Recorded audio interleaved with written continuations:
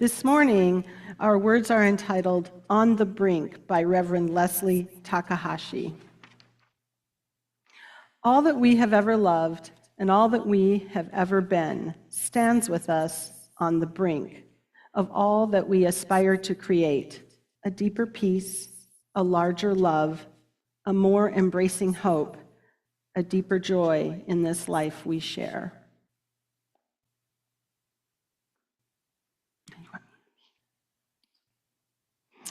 Advent is a season of waiting, of expectation, and of longing. On this third Sunday of Advent, we light one more candle on the wreath, the pink candle that represents joy. How is it, you might wonder, that we could celebrate joy when there's also so much suffering in the world? Isn't that contradictory? It is an exercise of faith to address the unknown, which can also be called the not yet known. Advent is a season of watchfulness. We listen and keep vigil for the promise of things to come. We speak and sing about the promise of the not yet manifest, as reflected in the words of the familiar hymns. O come, Emmanuel. People, look east, the time is near. There is a star in the east, it will lead you. These are the songs of the hopeful, songs of faith. These hymns encourage us to enter and consent to the practice of opening to possibility. Joy is one of the qualities that, if not yet present with us, will come to us in its own time. The light of joy then doesn't require that you experience joy now, today, or in your immediate surroundings. Instead, it's a reminder to wait for it with faithfulness that overshadows pain and cynicism. May the lighting of this candle bring us patience, grant us faith, and draw us closer to joy. There we go. I offer this prayer by Reverend Elizabeth Mount, which recalls the Christian roots of our Unitarian Universalist faith.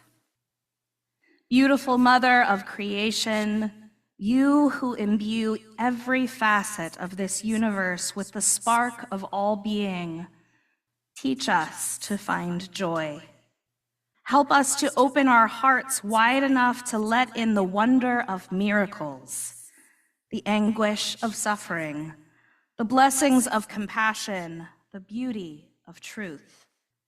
Help us to know that our hearts and our fists are the same size, that the work of our hands must always be guided by the love of our hearts, to not only speak truth in the halls of power, but to sing out for the joy of change and of justice. It is in the true belief that someday this world can become a beloved community that holds us all in care, we light this candle of joy. Blessed be, may it be so, and amen.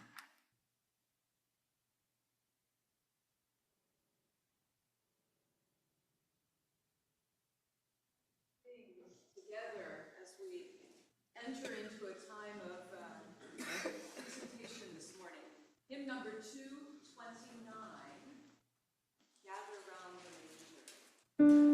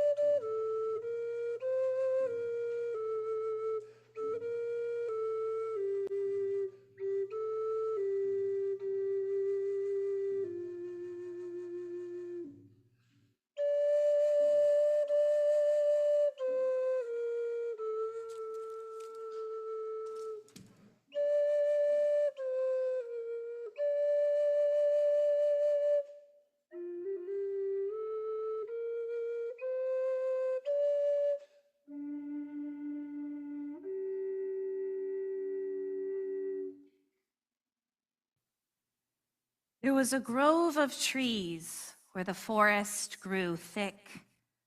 The trees had stood there for as long as anyone could remember, their roots intertwined so that nothing could affect one without affecting them all. They were known to the inhabitants of the forest, the four-leggeds and those who fly, as the Old Ones.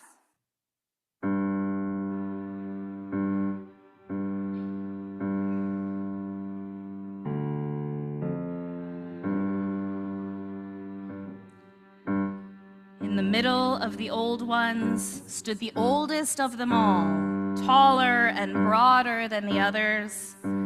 If one stood beneath it, one could not see where its crown touched Father Sky, and the smaller trees grew around its roots in its safety and vastness. It was called the Ancient One, for it had known the Creator longest of all. Ancient Mother, I hear you calling. Ancient Mother, I hear your song. Ancient Mother, I feel your laughter. Ancient Mother, I taste your tears. Ancient Mother, I hear you calling.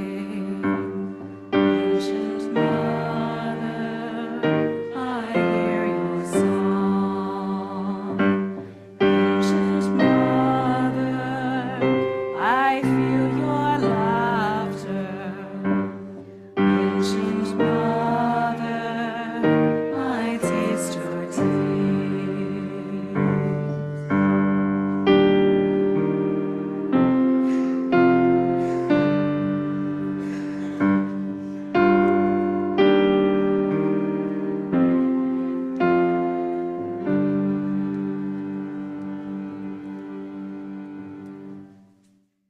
It was to this grove that the creatures of the forest and the plains, the four-leggeds and those who fly, gathered for counsel.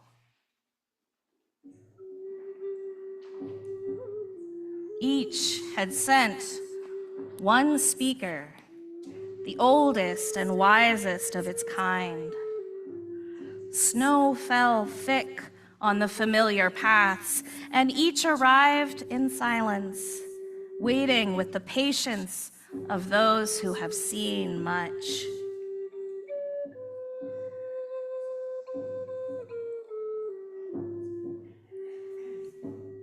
When the circle was complete, they sat together, listening to their hearts.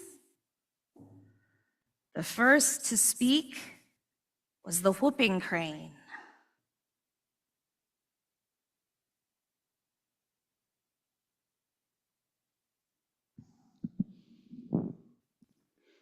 They have lost their way. There is no pattern to their journey.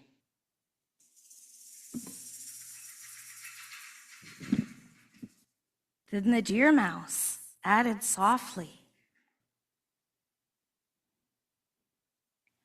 They have lost their purpose. They do not gather seeds. They do not know who they are.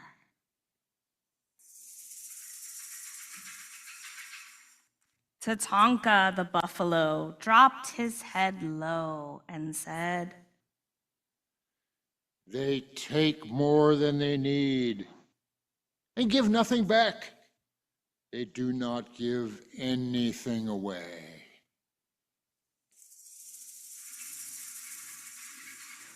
The eagle added his view. They cannot see long distance. They keep more than they can eat, while others go hungry. They don't understand that they are connected.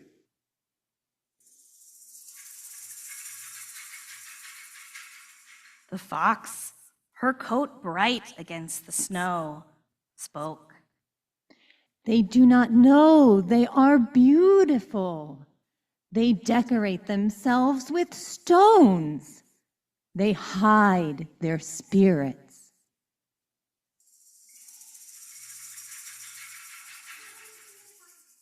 The old beaver pondered sadly. They think that power is what you can hold onto. They say, "This is mine," and they build lodges too large so that they themselves appear big.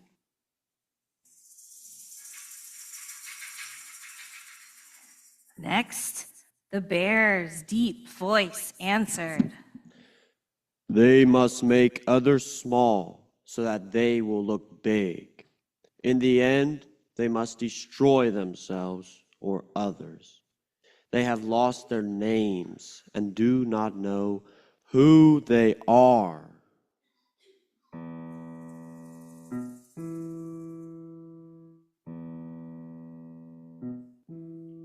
Grandmother Turtle, who was the last to arrive, made her way slowly to the center of the council.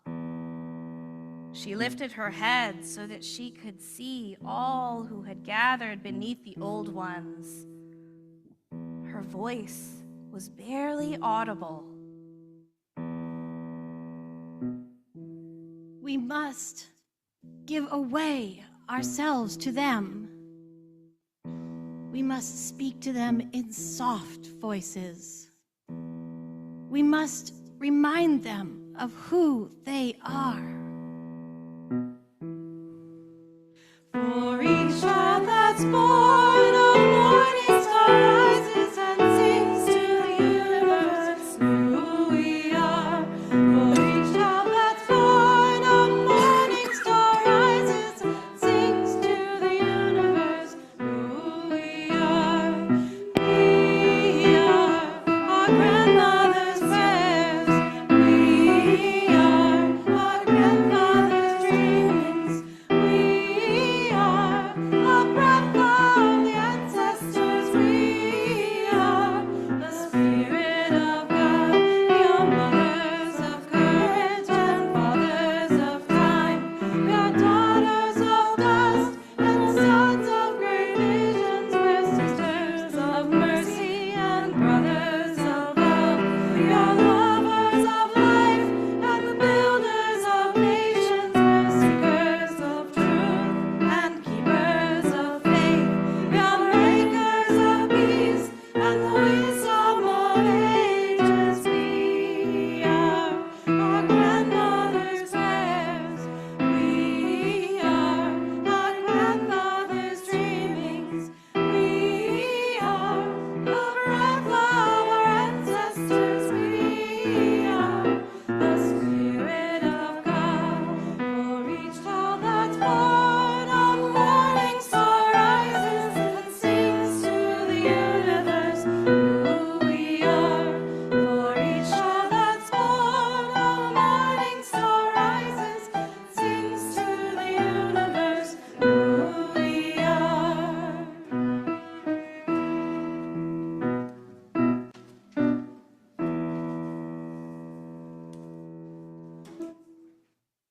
Grandmother Turtle paused, lowering her head into her shell. Then, suddenly, she lifted her head as high as her neck would allow and said with certainty, I will give them my shell.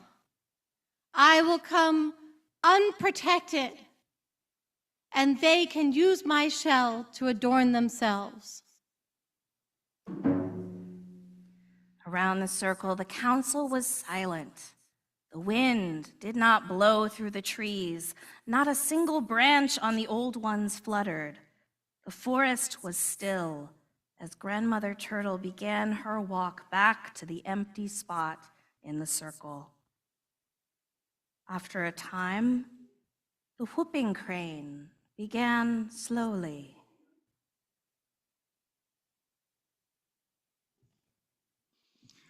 I will teach them the patterns of life. I will remind them of the seasons. Deer Mouse was quick to chime in.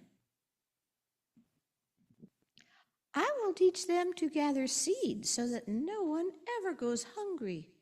I will give them what I have stored up. The eagle searched the night sky and without lowering his head said, I will give them my feathers. Perhaps if I cannot fly, they will not see themselves as small.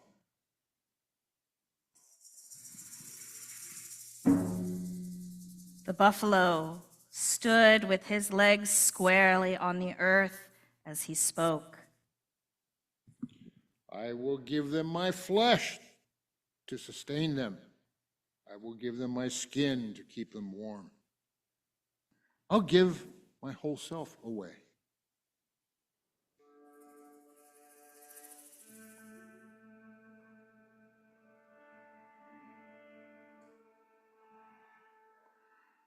Each council member had spoken of the gift, that most costly portion of themselves that each would give away.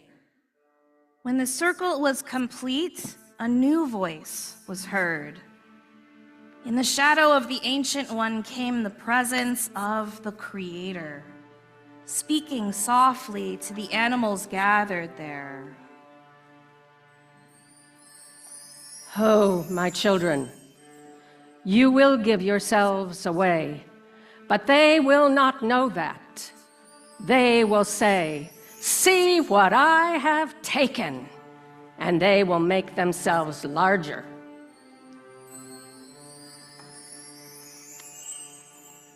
It is I who must give myself away. I must give away my protection, so I come vulnerable to their lodges.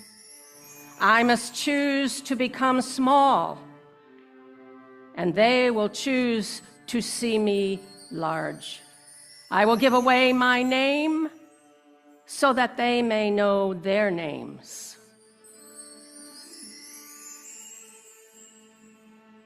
The Ancient One had stood silent.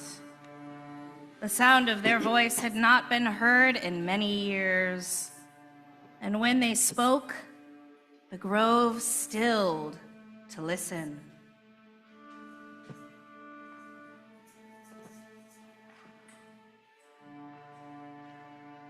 Creator, how can this be? How can the great mystery become small? The shadow of the great tree became light as the grove of the old ones became full of the presence of the Creator. With patience and love, the Creator explained. A baby will be born. He will be the son of the great mystery. He will not be born where two-leggeds dwell. He will be born where four-leggeds gather and the winged ones. He will bring light where there is confusion. He will bring hope where there is despair.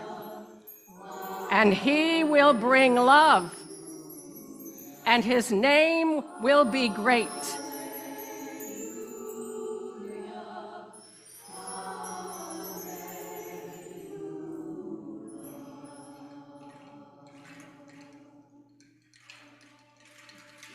The Ancient One began to tremble, and those who fly left its old branches. The grove of the old ones moved in its quake as the tree asked, Creator, how can I, whose name speaks only of my age, give away to this great mystery become baby? What can I give for my grove in the forest? The Creator moved toward the Ancient One. The Creator's voice was low. You will be his support. You will be his rest. You will hold his body. in the beginning and at the end. And the Ancient One wept, partly in joy and partly in sorrow.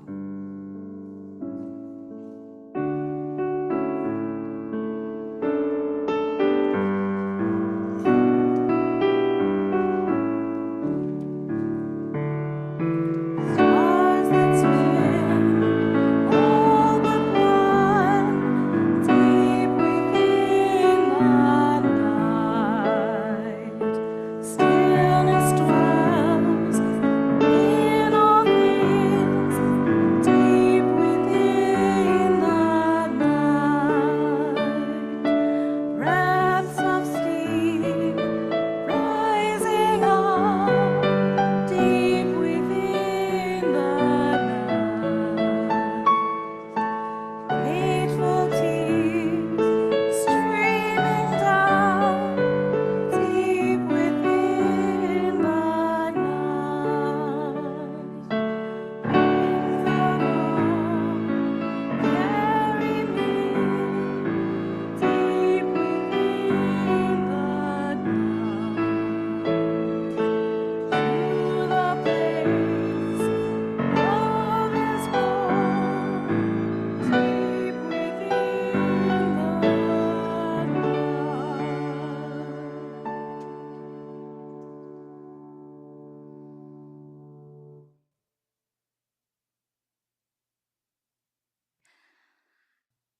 I think we can give a round of applause for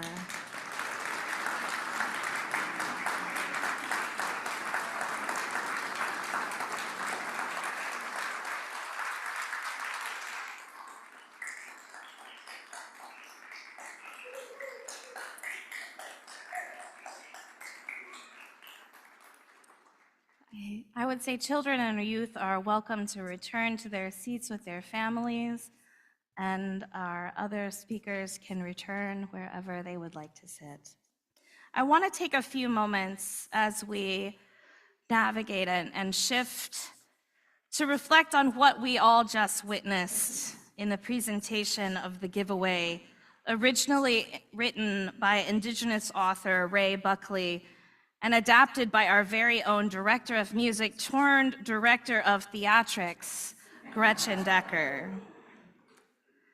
I have to say that in the midst of staff vacancies that would normally serve as director of a production such as this, Gretchen rose to the occasion with enthusiasm and grace to help us pull this off.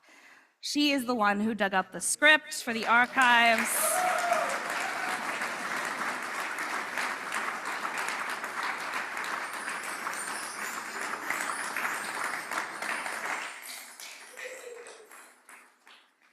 She drafted a vision of stage directions, coordinating casting through the choir, collaborated on blocking and costume ideas, ran an excellent dress rehearsal both last week and this morning, revised the script with fresh stage directions and lighting cues, and of course, she developed the score and the soundtrack that we all enjoyed throughout. She made my job so much easier every week, and this week especially. I just get to sit back and be a yes woman as she comes up with brilliant ideas, and she's truly an asset to our congregation. I'd like us to just show her some appreciation.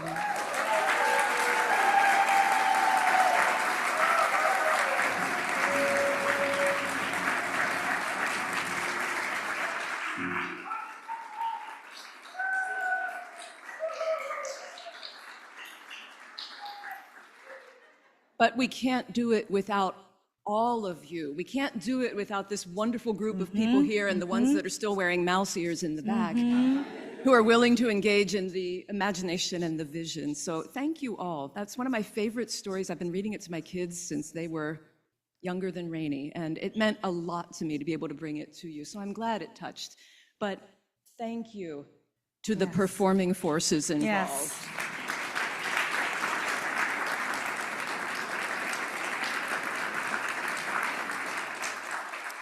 Everyone that participated truly gave of themselves in order to enrich our lives this morning. and we are so grateful. Let's revisit that story for a moment. The concerns raised by the council of animals in the grove of trees in the giveaway remind us that living for ourselves without taking time to think about how our actions and words impact others is surely the way to disaster for the earth. They said they have lost their way. There is no pattern to their journey. They've lost their purpose. They do not know who they are. They take more than they need and give nothing back. This circle of concern shared among the creatures of the forest echoes the biblical narrative actually found in the book of Romans that's often read during the Advent season that references the groaning of creation in bondage and decay, while also pointing toward the hope of salvation in the form of a divine gift. In the giveaway, the Creator arrives on the scene and responds to the council's desire to save humanity from themselves. But first, she warns them, "You will give yourselves away, but they do not know that. They will say, 'See what I have taken,' and think they have made themselves larger." And so often, isn't that the truth? We receive something that to some might be considered a holy gift, a divine intervention, or even a miracle. But to us, in the midst of a constant daily grind of productivity and accomplishment culture, we claim the win for ourselves and forget to marvel at the small treasures that have been greeting us along the way. Humanity struggles with ego. Some say ego stands for easing God out. And the Creator tries to warn the council of the old ones, help is not always welcomed. Yet, it is still worth it to the Creator to try. She says, "It is I who must give myself away. I must choose to become small so that they can choose to know me large."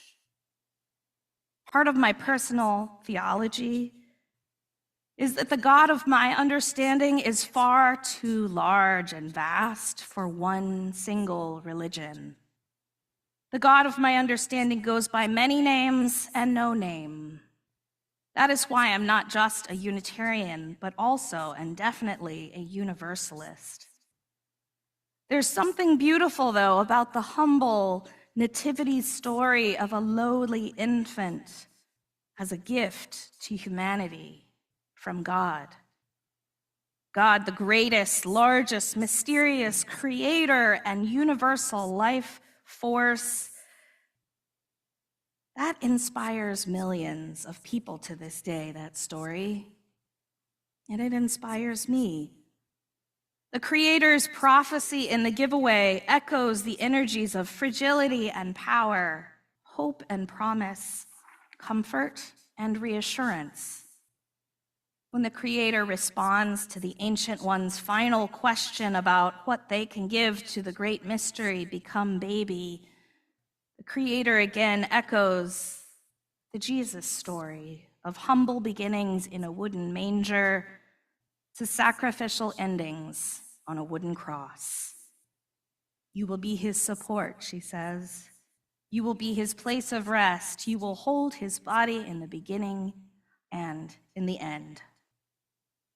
The Ancient One will be called on to physically hold the manifestation of the Creator, great mystery, divine, incarnate as mortal, fleshy, human. And the Ancient One wept in joy and in sorrow. This story reminded me of a hymn from my childhood. I wonder if you also know it. Christina Rossetti, a 19th century poet, lived quite a difficult life, a lonely life.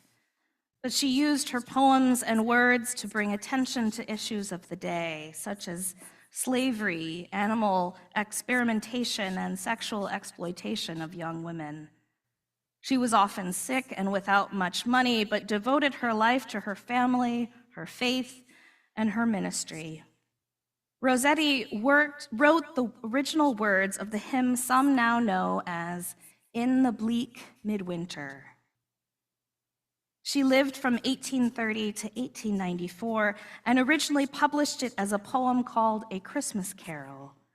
Over a decade after Rossetti's death, her words appeared for the first time in the English hymnal attached to the tune by composer Gustav Holst, who you might know for his orchestral suite, The Planets. I think the York Symphony Orchestra performed that earlier this year.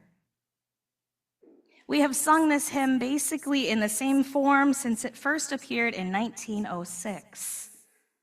The juxtaposition of simple, earthy elements, wind, water, snow, and hay, with the ineffability of the incarnation, points toward the very crux of Christmas. Might made humble, Word become flesh, God with us, Creator made small, so that we might choose to know them large. My favorite adaptation of Christina Rossetti's poetry turned hymn is the version that appears in the Quaker Friends hymnal, authored by Reverend John Andrew Story, a British Unitarian minister, who authored 14 hymns that appear in our gray hymnal. The most iconic first verse comes directly from Rossetti and appears in all the variations. In the bleak midwinter, frosty wind made moan. Earth stood hard as iron, water like a stone. Snow had fallen, snow on snow, snow on snow, in the bleak midwinter, long ago. The UU and Quaker verses 2 and 3 honor Rossetti's Christian faith in the biblical narrative of Jesus while emphasizing Jesus and Mary's humanity and the unmistakable magic of the story. Christ, a homeless stranger, so the Gospels say, cradled in a manger and a bed of hay. In the bleak midwinter, stable place sufficed, Mary and her baby, Jesus Christ. Once more, child and mother weave their magic spell, touching hearts with wonder, words can never tell. In the bleak midwinter, in this world of pain, where our hearts are open and love is born again. The fourth verse of this hymn is in the original Rossetti poem and the Quaker hymnal, but not our UU hymnal. It's always been my favorite because of this fourth verse, this hymn came to mind immediately when I read the script of the giveaway. What can I give him, poor as I am? If I were a shepherd, I would bring a lamb. If I were a wise man, I would do my part. Yet what can I give him? I can give my heart. Reverend Kimberly Debus writes, whether you believe in the divinity of Christ or just appreciate the teachings that remain, we are being asked to open ourselves up to those gifts. You don't have to open up specifically to Jesus or even to God, but just be open to all that is beautiful, all that is wonderful, all that is just, all that is good, all that is generous, all that is loving, all that is peaceful, hopeful, and joyful. After all, this joy that I have, the world didn't give it to me. The world didn't give it, and the world won't take it away. What can we give back, give away, in return for all the unmerited blessings bestowed on us? The the joy that we have in our heart, the peace, the hope. Perhaps we can give back our hearts. Blessed be. May it be so. And amen. We dedicate a time in our service each week to address what we call matters of the heart, to reflect on the challenges and struggles we endure in this life on earth. And as we enter a time of meditation and prayer, I invite you to find a comfortable position in your seat. Breathe and center yourself. Perhaps we could even sing, Jesus, my brother, before we do that.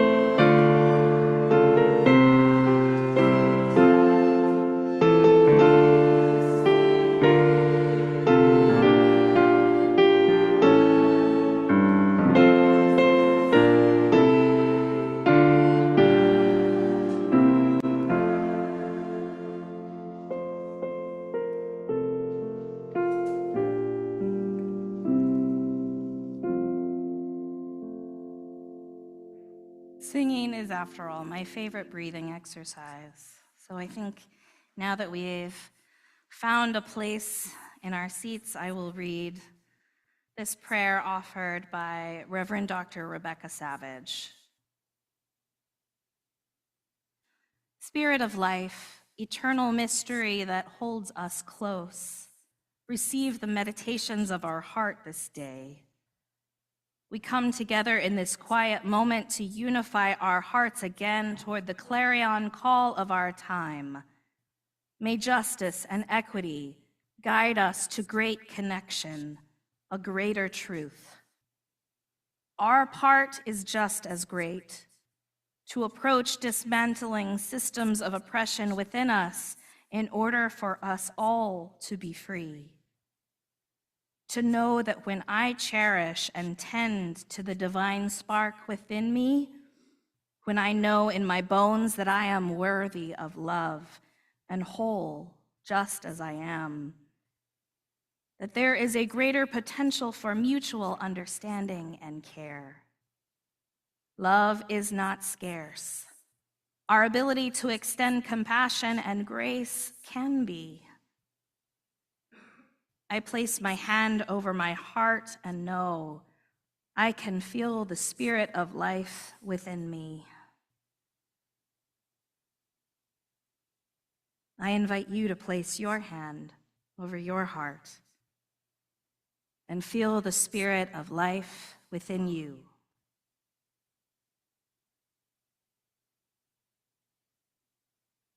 The spirit of life is divine within us. The spirit of life is here. This is the beginning of justice and equity when we go within in order to be of service in our communities and our world. May it be so, and amen.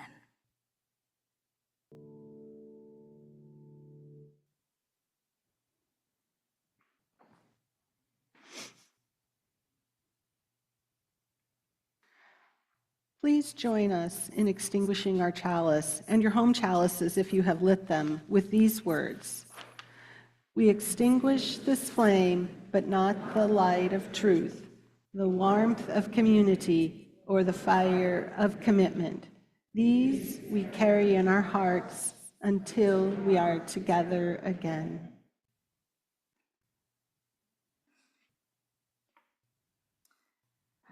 Helen Keller, who you know as the deaf and blind American author, disability rights advocate, wrote about a conversation she had with her friend and teacher, Anne Sullivan, on the subject of understanding the abstract concept of love. She recalled Sullivan explaining that love is something like the clouds that were in the sky right before the sun came out. You cannot touch the clouds, you know, but you feel the rain and know how glad the flowers and the thirsty earth are to have it on a hot day. You cannot touch love either, but you can feel the sweetness that it pours into everything. May you feel the sweetness that love pours into everything. May you receive the blessings, large and small, all around you.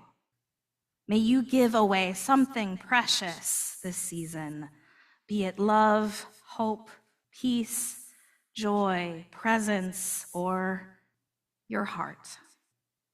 Blessed be, may it be so, and amen. Please